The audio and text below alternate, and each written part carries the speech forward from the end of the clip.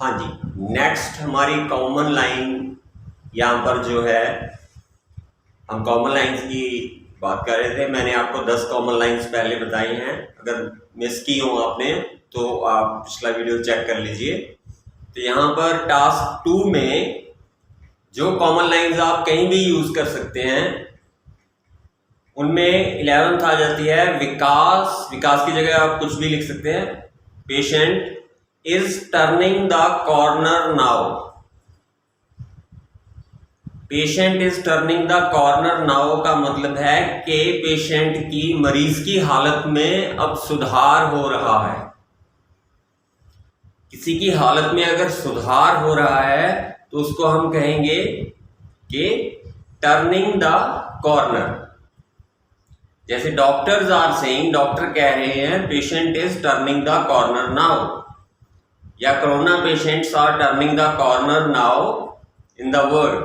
दुनिया में जो कोरोना के पेशेंट हैं उनकी हालत में सुधार हो रहा है, तो टर्निंग द कॉर्नर आएगा। नेक्स्ट है there is a lot of contention, scuffle. दोनों में से आप किसी को भी यूज कर सकते हैं। जहां पर आपको जरूरत के हिसाब से ठीक लगे वहां पर आप यूज कर सकते हैं कॉन्टेंशन या scuffle. There is a lot of contention और scuffle in life these days. तो आजकल जो जिंदगी है उसमें बहुत ज्यादा खींचतान है। खींचतान मतलब बहुत हेक्टिक है जिंदगी। तो उस लाइफस्टाइल को अगर हमने बोल लिखना है तो वहां पर बहुत ज्यादा बिजी वर्ड यूज करेंगे आप, या बहुत ज्यादा स्ट्रेस में लोग हैं उसको यूज करेंगे। तो उससे कहीं बेटर है आप यूज करें कॉन्टेंशन और scuffle. There is a lot of contention and scuffle in life these days. उसके बाद आप ये भी कह सकते हैं बिकॉज ऑफ। किसकी वजह से है? महंगाई की वजह से है, या एनवायरनमेंट की वजह से है, या डिजीजेस की वजह से है। जिस चीज की वजह से है उसको आप यहां पर यूज कर सकते हैं। There is a lot of contention और स्कफल, दोनों में से एक वर्ड यूज कीजिए। बहुत खींचतान है, ये नोट कर लीजिए, खींचतान। नेक्स्ट है अकॉर्डिंग टू माई कॉन्सेप्शन और फैंसी। तो मेरे मत के अनुसार, जो आपका विचार है उसको आपने अगर लिखना है कि मेरे विचार अनुसार और या मेरी धारणा के अनुसार, उसके बाद आप ऐड कर सकते हैं जो आपको सही लगता है। अकॉर्डिंग टू माई कंसेप्शन और फैंसी, उसके बाद आप ऐड कर दीजिए। नेक्स्ट है हमारे पास it is inconceivable thing that a particular person is responsible for dash. It is inconceivable, inconceivable thing। ये एक ख्याल से बाहर की बात है, मतलब ये सोचा भी नहीं जा सकता कि कोई, जो इसके दैट के बाद आप जो भी ऐड करना चाहें आप कर सकते हैं। ये मैंने वैसे आपके नॉलेज के लिए लिख दिया है कि इट इज इनकंसीवेबल थिंग। ये एक ध्यान में, मतलब सोचा भी नहीं जा सकता, ये वो बात है that a particular person is responsible for environmental problems और इश्यूज। कुछ भी आप लिख सकते हैं, या कोई एक आदमी इसके पीछे है, या कोई एक सरकार है, या कोई एक समुदाय है। तो जो आपको लगता है, या कोई एक पर्टिकुलर स्कूल एजुकेशन के बारे में आप, या इंस्टीट्यूशन है, नहीं पूरे के पूरे सिस्टम के बारे में आप कहना चाहते हैं, तो आप, ये बहुत अच्छा वर्ड है कि ये एक बिल्कुल ख्याल से बाहर की बात है। इट इज इनकंसीवेबल थिंग, तो इसको आप यूज कर सकते हैं। ये आपके लिए बहुत अच्छा वर्ड है। नेक्स्ट है हमारे पास it is vain idea. It is vain idea, ये एक फिजूल का, बेकार का ख्याल है, जिसका कोई प्लेटफॉर्म या ग्राउंड नहीं है। It is a vain idea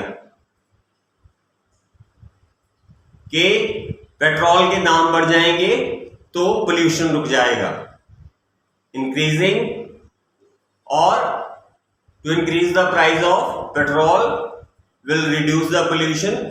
it is a vain idea, इससे नहीं फर्क पड़ेगा। तो जहां आपने कहना है कि ये आइडिया कोई महत्व नहीं रखता या ये चीज कोई महत्व नहीं रखती, वहां पर आप इसको यूज कर सकते हैं वेन वर्ड को। नेक्स्ट है हमारे पास we should not keep animosity, use कीजिए आप, या ग्रज, या इसका मतलब दोनों का क्या है, जेलसी, किसी से जेलसी करना। तो we should not keep animosity या ग्रज इन आवर, जेलसी मैंने आपकी नॉलेज के लिए लिखा है इसको, ये तो बहुत कॉमन वर्ड है, इसको मत यूज कीजिए। We should not keep animosity और grudge in our mind for anyone, हमें किसी के विषय में अपने दिमाग में जेलसी नहीं रखनी चाहिए। ये मैंने शुड लगा के बनाया, आपके किसी भी तरीके से रखते हैं लोग तो आप लिख सकते हैं एनिमोसिटी रखते हैं या ग्रज रखते हैं माइंड में, तो उसको हम जेलसी कहते हैं। उसके बाद दिस आइडिया आप लिख सकते हैं, दिस आइडिया सेज दैट, इसका मतलब यह है कि ये जो लिखा हुआ है, ये जो अगर टास्क 2 के बारे में आप कह रहे हैं तो मतलब जो एग्जामिनर ने आपको टास्क 2 लिखा हुआ है उसके बारे में आप बात कर रहे हैं कि दिस स्टेटमेंट सेज दैट, क्या कह रही है।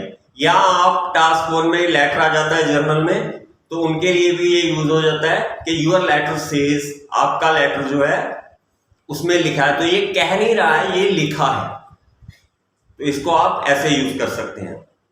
नेक्स्ट है not to speak of, not to speak of, इसका मतलब है कि जिस चीज के बारे में आप बात कर रहे हैं उसका तो कहना ही क्या। हम कहते हैं ना कि नेचर का तो कहना ही क्या, वो तो मानवता का ख्याल रखती है। Not to speak of nature, nature का तो कहना ही क्या, it is taking care of the humans और it is taking care of the mankind. Not to speak of the nature, आपने जो भी ऐड करना है कि उनका तो कहना ही क्या, लोगों का तो कहना ही क्या, वो तो लापरवाह है। सरकार का तो कहना ही क्या, वो तो अपनी पॉलिसीज बता रही है। नेचर का तो कहना ही क्या, एनवायरनमेंट का तो कहना ही क्या।